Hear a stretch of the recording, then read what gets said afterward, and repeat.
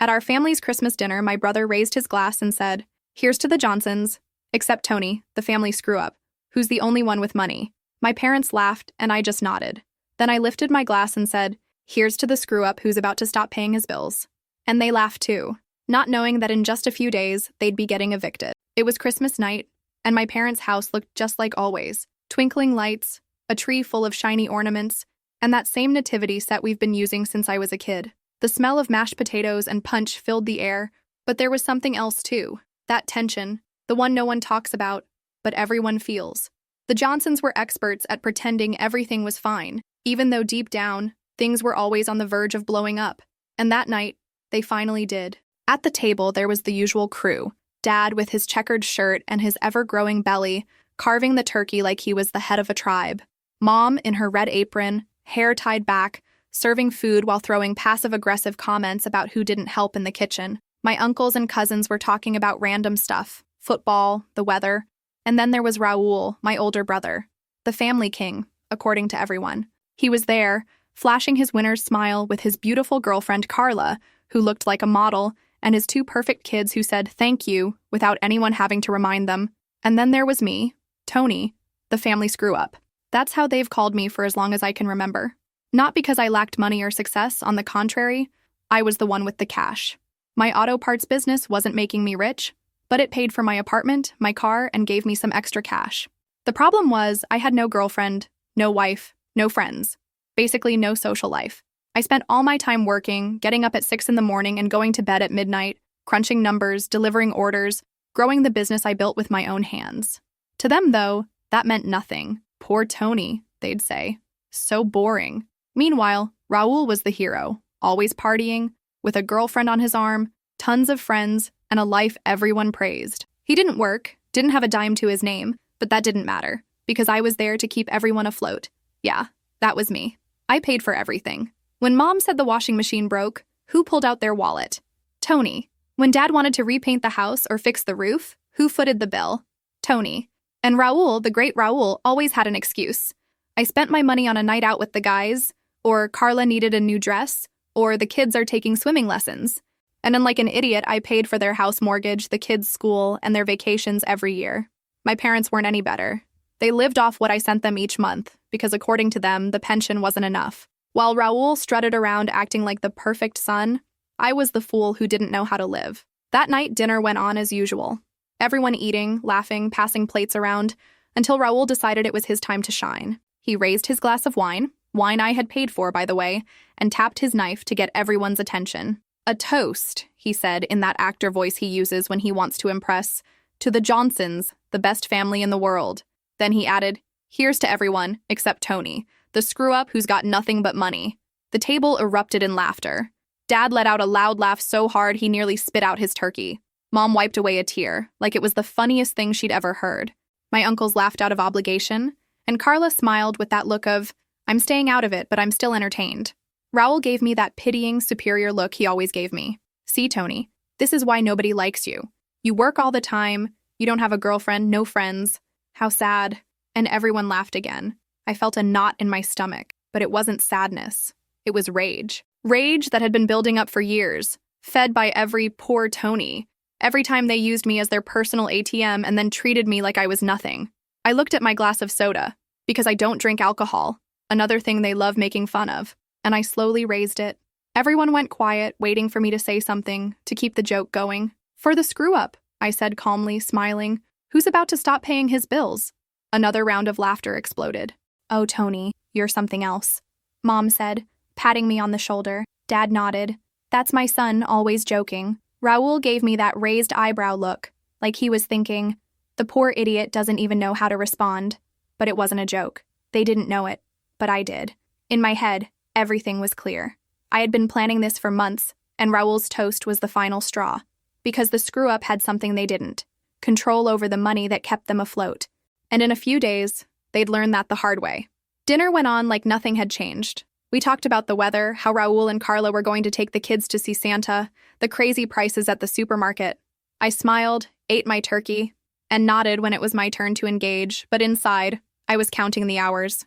While they made their plans for Christmas shopping with money they expected me to provide, I was planning something much bigger. The day would come when the Johnsons would be without their personal ATM. And it wouldn't be pretty. When I said goodbye that night and got in my car, I looked back at the house through the rearview mirror. The lights were still twinkling, and from the outside, everything seemed perfect. But inside, things were already crumbling, and I was the one who was going to bring it all down. I got to my apartment, took out my phone, and checked the calendar. It was December 25th, just a few days away from Raul's mortgage payment deadline on the 30th. My parents would also be expecting their monthly deposit on January 1st. Like clockwork, they'd send me a text on the 28th or 29th with that mix of victimization and sweetness. Son, can you help us out this month? You know the pension doesn't cover everything. Raul didn't even bother asking directly. He just let Carla call me with her soft voice. Tony, we're a little tight this month. Could you lend us a hand? But this time, I wasn't going to give them a single penny. It wasn't an impulsive decision. I'd been thinking about it for months, but that night at dinner gave me the final push. Every time I put money in their accounts, it felt like they were taking a piece of me. It wasn't just the money, it was the respect. They lived their perfect lives, parties, vacations, new clothes, while I worked like a dog, getting made fun of for not having a girlfriend, no social life. And for what? So Raul could flaunt his nice house and his kids and expensive schools, all paid for by the screw-up? So my parents could complain about how hard it was to live on so little while I paid their water bill, electricity, and even their Netflix subscription? I opened my laptop, logged into my bank account, and there it was. Everything. My savings, the money I made from the business, the transactions from the past few months. I looked at the automatic transfers I had set up, one for Raul, one for my parents, and with one click, I disabled them. It was so easy it almost made me laugh. 2 buttons, and just like that, the flow of money that kept them afloat was cut off, like turning off a faucet. I didn't feel guilty. I didn't feel scared. I just felt this strange sense of calm, like when you finish a heavy task and realize you no longer have to carry it. The rest of the night, I spent planning. I wasn't going to tell them anything just yet. I wanted them to figure it out on their own. I wanted them to feel the impact when the bank sent them a notice about insufficient funds, or when the landlord knocked on Raul's door with a scowl on his face. I knew they would come running to me crying or shouting, but this time I wasn't going to cave. I'd made up my mind. Not only was I done paying their bills, but I was also done with them. If they loved mocking the screw-up so much, they could see how they would manage without me. The next morning, December 26th, I woke up early, as always. I made coffee and got to work. The business never stopped, even on Christmas. I had orders to review, clients to call, and parts to send. While I was answering emails, my phone vibrated. It was a text from Mom. Son, what a lovely dinner last night. Raul's such a character with his jokes, but we love you. I smiled but didn't reply. It was the usual message meant to smooth things over, as if one, "we love you," could erase years of disrespect. An hour later, another message came in, this time from Carla. Tony, we'll see you soon. The kids want to see you, and Raul says you're the best uncle. Yeah, the best uncle with a wallet. I didn't respond. I just kept working and organizing things like nothing had changed. But in the back of my mind, I knew the clock was ticking. The 30th was just around the corner, and with it, the first blow. Raul's mortgage wouldn't be paid. The bank might give them a few days of grace, maybe until January 2nd or 3rd, but after that, the letters would start coming, then the calls, and eventually, the eviction notice. And my parents, when they realized that January 1st wasn't bringing their monthly deposit, would go into full panic mode. I could already picture Mom crying on the phone and Dad yelling at me about how I could do this to them, after all they had done for me. But I was ready. For the first time in years, I felt free. I didn't have a girlfriend, no friends, no parties, but I had something they didn't: control over my life. And soon, very soon, they would realize that the screw-up wasn't as useless as they thought. The days after Christmas flew by, as they always do when you're waiting for something big. On the 26th and 27th, I worked nonstop, answering emails, coordinating shipments, and making sure the business was running smoothly. But it was on December 28th that the tone started to shift. I got a direct message from Dad just like him. Son, when are you sending us the money for this month? You know the 1st is a holiday and the banks are weird with these dates. I didn't respond. An hour later, Mom called. I didn't pick up, but she left a voicemail. Tony, are you okay? We haven't heard from you. Call us when you can. Her voice had that mix of concern and sweetness she always used to make me feel guilty. But this time, it didn't work. I turned off my phone and went back to checking a large order I had received that morning. The 29th came around and things got more serious. Raul texted me, Hey, what's going on with you? Carla says you're not answering and Mom's worried. Did you make the transfer for this month or what? There it was. The first sign that something was wrong. The mortgage was due the next day, and he knew I always paid a few days early to avoid any problems. But I didn't respond. Instead, I imagined his face, that mix of confusion and anger he'd have when things didn't go his way. He was probably at home with Carla and the kids, sitting in the backyard, thinking I was the same Tony as always, the one who ran to fix everyone's problems. The 30th hit like a freight train. I woke up early, made my coffee, and checked my bank account. Everything was in order. My savings were intact, the business was doing well, and not a single penny had been transferred to anyone. I sat on the couch with my laptop and waited. It didn't take long for Raul to start blowing up my phone. At 9 a.m., it was ringing nonstop. He called 3 times in a row and then sent me a message. Tony, answer me. This is no joke. The bank just called. They're saying the payment didn't go through. What's going on? 10 minutes later, Carla called. Her voice was less sweet this time. Tony, please call us. This is serious. The bank says if we don't pay tomorrow, they're cutting us off. I didn't do anything. I just stayed there, sipping my coffee, watching as their world started to tremble. By noon, my parents joined the chaos. Mom called crying, "Son, what's going on? Why aren't you answering? We really need the money for this month. Please don't do this to us." Dad, on the other hand, was less emotional. "Tony, this isn't a game. Call us now or I'm coming to your place." I didn't answer. I just kept working, pretending like nothing had changed. But in my mind, I could already picture it all playing out. I could see the confusion, the panic in their eyes when they realized I wasn't coming to the rescue. That night, New Year's Eve, everything came crashing down. I thought they'd spend the day scrambling for solutions, calling friends, talking to the bank. But I was wrong. Around 3 p.m., while I was going over some invoices in the living room, someone knocked on my door like they were trying to break it down. I peeked out the window and saw them. Raul, Carla, my parents, even the kids. Everyone was gathered in front of my building. Raul had a red face, like he'd been yelling all the way here. Dad was banging on the door with his fist.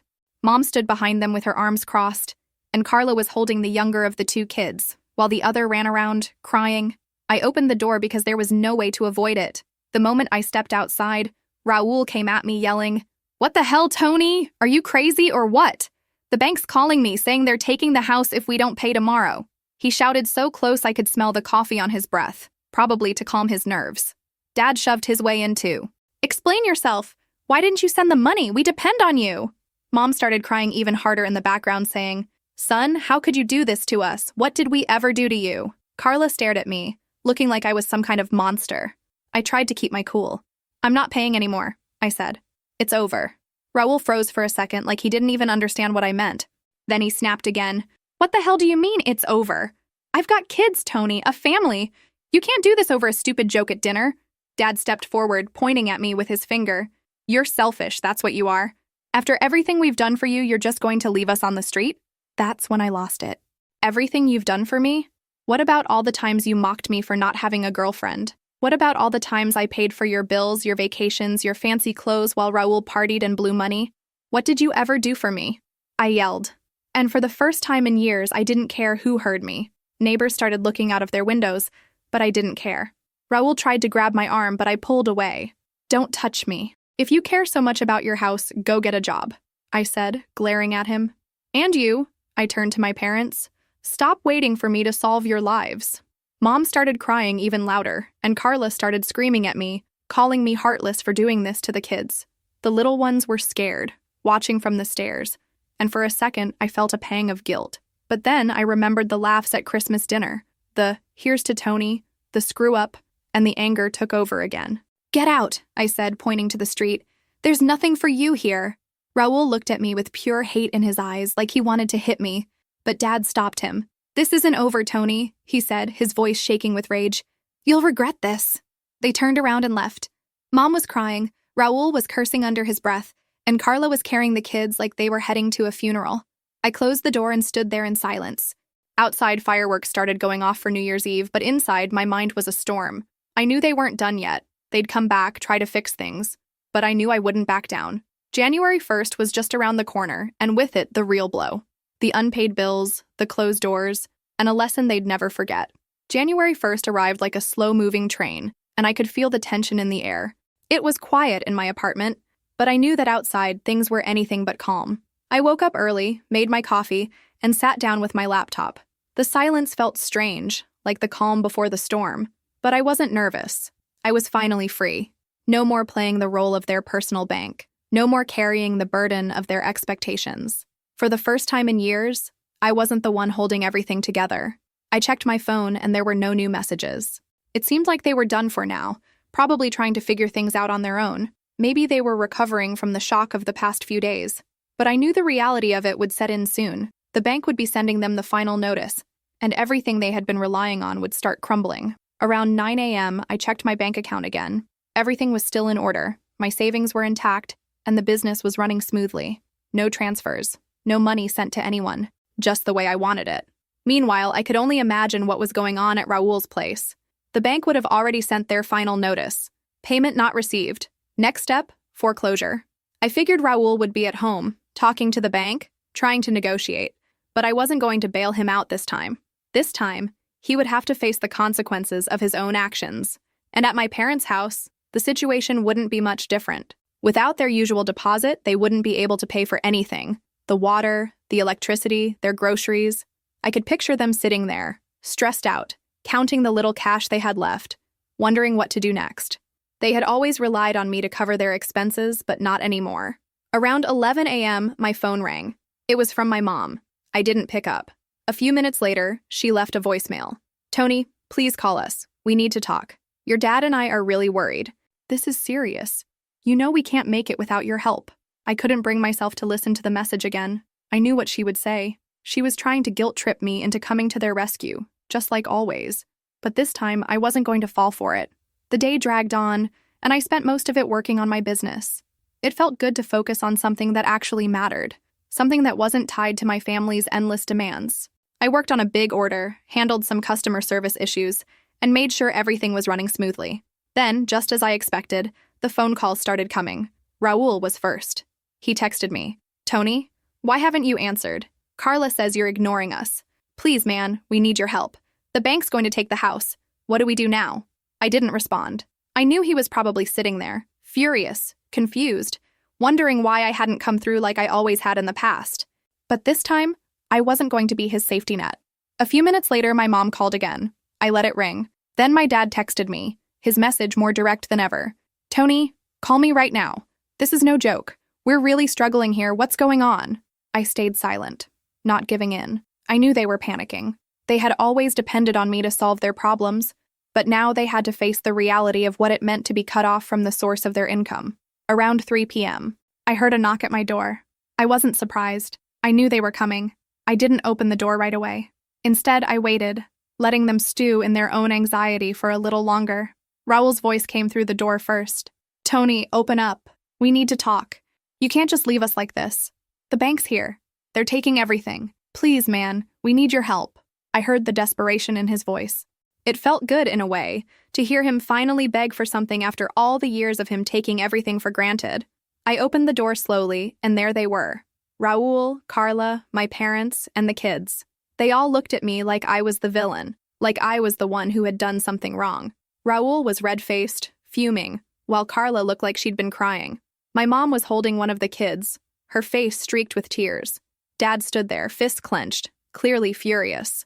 Raul started right in. "Tony, what's the deal? You really let us down this time. The bank is taking everything. We don't have anywhere to go. Please, just help us out." I didn't flinch. I just stood there, calm, almost detached from the chaos they were creating. "I'm done," I said, my voice steady. "I'm not paying anymore. You've got to figure this out on your own." Raul went ballistic. "What do you mean, figure it out on our own? I've got kids, Tony. A family. You can't just leave us hanging like this." My mom started crying harder, and my dad stepped forward, his voice shaking with anger. "You're selfish, Tony. After everything we've done for you, after everything we've given you, this is how you repay us?" I couldn't take it anymore. "Everything you've done for me? You mean all the years of belittling me, all the times you made me feel like I was the problem? You think I don't see what's going on here? I've been paying for your life while Raul's out partying, and you guys still call me a failure." "Well, not anymore." Raul tried to grab me again, but I shoved him off. "Don't touch me," I snapped. "If you want to save your house, get a job. Stop relying on me." Carla, her voice trembling with anger, yelled, "You're a monster, Tony. How could you do this to us? To the kids?" I didn't respond. I just stared at her, coldly. I'm done, I said again, quieter this time. Get out of my life. Raul looked like he was about to explode. He stared at me with pure hate. But Dad stepped in, trying to keep him from going further. You'll regret this, Tony, he spat. I didn't flinch. I just looked at them as they stood there, defeated, before turning and walking away. I didn't need to say anything more. They were all in shock, but I knew this was the moment that would change everything. They were going to have to figure it out themselves. No more handouts. No more bailing them out. They would learn the hard way that the screw-up was the one who had been carrying them all along. And now, they'd see how it felt to fall. The next few days felt strange. January 1st had passed, and I kept working as usual, focusing on my business. But in the back of my mind, I knew things were about to escalate for them. Raul, Carla, and my parents were facing the fallout of everything I'd stopped doing for them, and I was going to be there to witness it, but from a distance. I knew they'd be scrambling, trying to figure out what to do without me, but for the first time, it wasn't my problem anymore. I was no longer the one who had to carry the weight of their failures. The morning of January 10th was when I woke up with an unsettling energy in my stomach. It wasn't fear. It wasn't excitement either. It was a strange mix of calm and anticipation, as though I knew the inevitable was coming and I was ready to watch it unfold. I had done what I needed to do, and now the consequences would catch up to them. Raul and his family would be out of the house and they would have nowhere else to go. I didn't make coffee that morning. Instead, I went straight to my laptop, checked my emails, and reviewed the orders coming in. The day would go on as usual, but I couldn't stop thinking about what was happening outside my apartment, just a few miles away. Raul, my parents, they were about to learn what it felt like to be cut off, to realize they couldn't count on me anymore. By mid-morning, I got the first sign that things were starting to spiral. A message from Dad came through. It was short and to the point. Tony, we need to talk. Call us now. I didn't call. I already knew what they wanted. They were probably in full panic mode by now, trying to make sense of everything that was falling apart. But I wasn't going to save them this time. A few minutes later, my phone buzzed again. This time, it was Raul. The message was a bit longer than Dad's. Tony, please call me. Carla and the kids are in tears. We don't know what to do. The bank is taking the house. This isn't just about us anymore. We can't make it without you. I stared at the message for a few moments, feeling a wave of something. Was it satisfaction? Relief? Maybe even a little anger? But not at them. No, I was angry at myself for allowing this to go on for so long, for letting them drain me, take my time, my money, and my dignity. I had given them so much, and for what? To be belittled? To be used? No more. I set my phone down and got back to work. The messages kept coming in. I didn't respond to any of them. I knew they were probably figuring out their options. Maybe they'd beg me to come back. Maybe they'd try to get me to feel guilty. But I wasn't going to fall for it. I was done. Around noon, I took a break from my work and walked out of the apartment. The weather was cold, but it didn't bother me. I needed some fresh air. As I walked around the block, I could hear the sounds of the city, people talking, cars passing by. But in my mind, I kept hearing the echoes of my family's voices, the ones that had always made me feel small. It felt like a weight was lifting off my shoulders. For the first time, I didn't have to be there for them. I didn't have to fix their problems. That afternoon, around 3 p.m., I received a call. I didn't answer right away. Instead, I let it go to voicemail. It was my mom. She left a message. Tony, please. We don't know what to do. The kids are asking for you. Raul is going crazy. Please just help us out this one last time. I don't know what else to say. We love you, but we need you. I didn't listen to the whole message. I didn't need to. I knew exactly what she was going to say. The same thing they always said when they needed something. We love you, but the guilt trip, the manipulation, it had all become so predictable. I took a deep breath and deleted the voicemail. The days dragged on, and they kept calling. They kept texting, but I never responded. I knew what was coming. I knew they would come to my door. They would beg. They would cry. They would try to make me feel like the bad guy. But I wasn't the one who had put them in this situation. They had done this to themselves. They had taken me for granted for years, and now they had to face the consequences of their actions. Then, on the 10th of January, it happened. I got a call from the bank. They told me that Raul's mortgage had officially been foreclosed. The house was now officially gone, and the bank was in the process of sending them an eviction notice. The money they had depended on, my money, was no longer coming. The consequences of their actions were finally hitting them all at once. It felt surreal, but not in a bad way. It was like a chapter had closed. Everything had come full circle. I had been the one who held everything together, but now I was free. I wasn't responsible for their failures anymore. Later that afternoon, I decided to take a drive.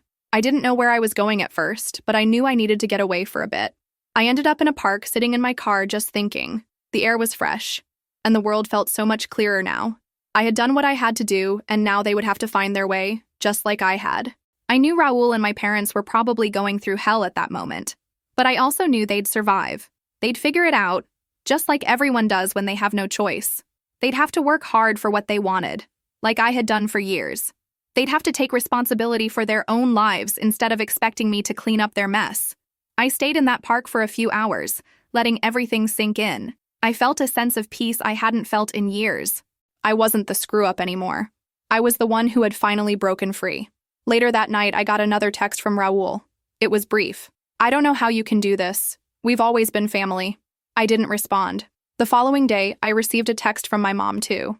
It was almost the same. "You've broken us. We don't know what to do. Please just come back." I didn't respond to that one either. I wasn't going to be their safety net anymore. They had to learn that on their own. And for the first time in years, I felt like I was finally living my life for myself. As I walked back to my apartment, I realized something. I didn't need them to validate me. I didn't need their approval. I had done the right thing. It was time for me to move on. And that in itself felt like a victory.